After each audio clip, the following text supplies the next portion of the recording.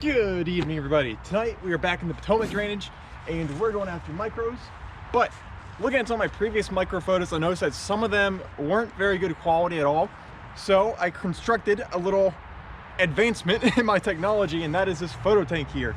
It is 7 inches wide by 7 inches tall, with about 6-inch tall V-shaped formation in the middle and a little about 1 inch tall, I guess, cup on top. And hopefully this will give me some really good photos of fish, because as you know, every time I find a species, I like to do a little PNG slide out of it. A lot better than just putting the words on no background. And yeah, creating those PNGs can take a lot of time because you just gotta go in and do the thing yourself. But if you do have a black background, I imagine you can just chroma key that out and it'll be super easy. Here, let me take y'all in a little closer and show you the details about this. So for the wood part, I used fence slabs, whatever those are, and I cut 3 equal sizes, put them up like that, and then put some back there to create the back support so it won't fall apart, because I've had like 4 Phototanks now and me fall apart. And then I used a large black plastic tub to create the inside, which is all black. And then after that, I screwed everything together, glued all these things to the inside with a acrylic seal, and then took this piece of acrylic, cut it to the right size, and slid it in there and glued it tight. Got this little piece on the bottom that's holding the bottom in, and I lost a piece to the top, but this is just more of an experiment, so I don't think it'll matter too much. So the last part is this little light here. I was meant to make a little groove for it, but oops. As you can see, this is a pretty bright light. I can just set it on top and turn this off. And yeah, it's illuminated just like that. These past couple days, I've just been putting like a little doll I found in the river there, and the light keeps just like turning on in the middle of the night at random.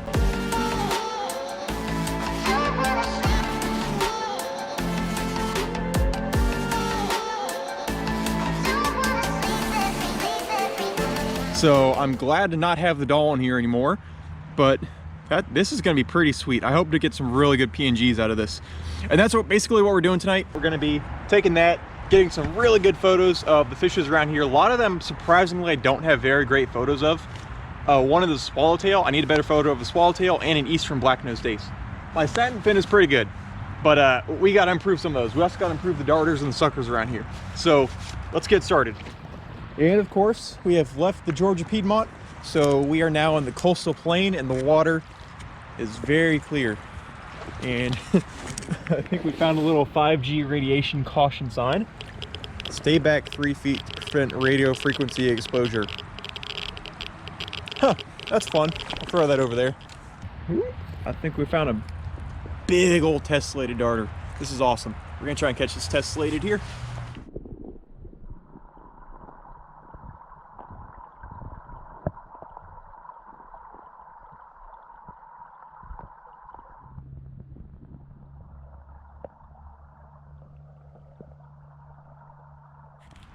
All right, here we go. We got some sunfishes. Sunfishes always want to eat. Don't know what kind this one is. Probably a green. Oh, we got it. Got it. Hey. Oh, no way. Is that a pumpkin seed? Yo, it's been so long since I've caught a pumpkin seed. There's no way. Check here. Could be a pumpkin seed. Let's get in the photo tank. Looking good so far. All right, I've identified 1 leak so far, so that's good. The leak is on to be the top though, and it's really small, so it should be fine. But, oh yeah, that's looking good.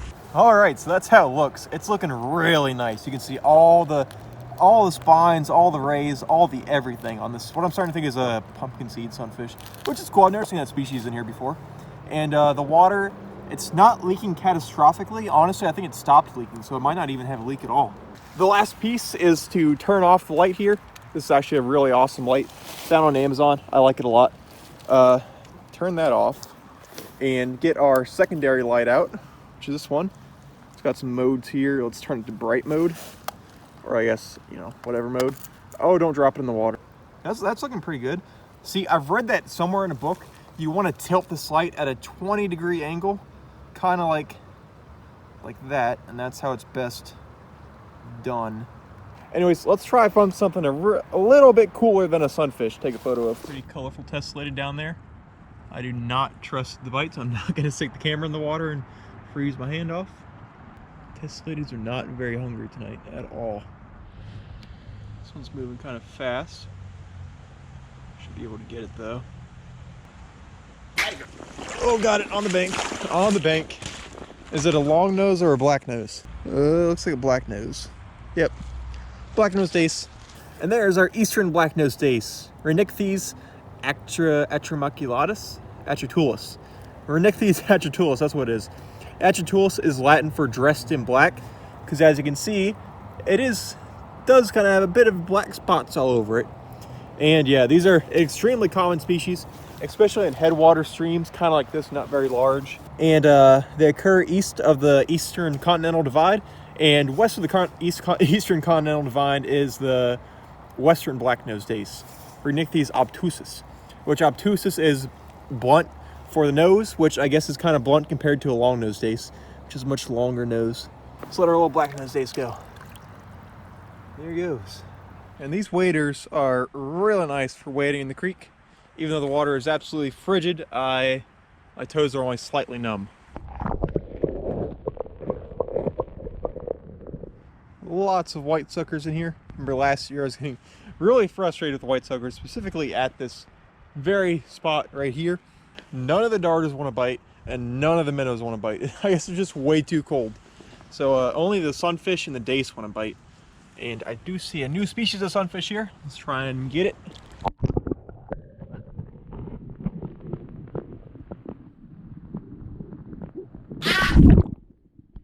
So there's our green sunfish, Lepomis cyanellus.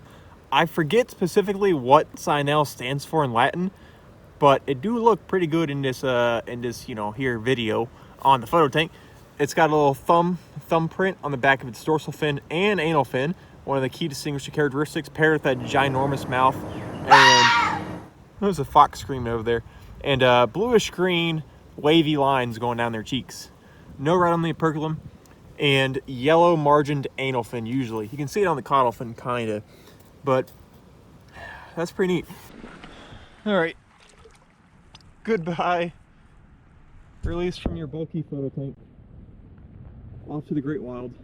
So since all the darters have case of lockjaw, and I really want to see how that Phototank works out with the darters, that design, I'm going to go back to the car, get a little fish net, and we're going to try and catch one darter, one tessellated darter, and then call it a night.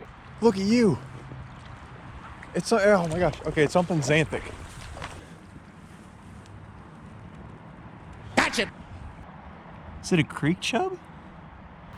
You know, I don't know what kind of special pollution this stream has, but this is the second xanthic species I have pulled out of this drainage, the Accotink Creek drainage. The first one was red-breast sunfish. I actually found like at least 5 xanthic red-breast sunfish, never a creek chub though. Like there's some kind of special pollution going in the water here.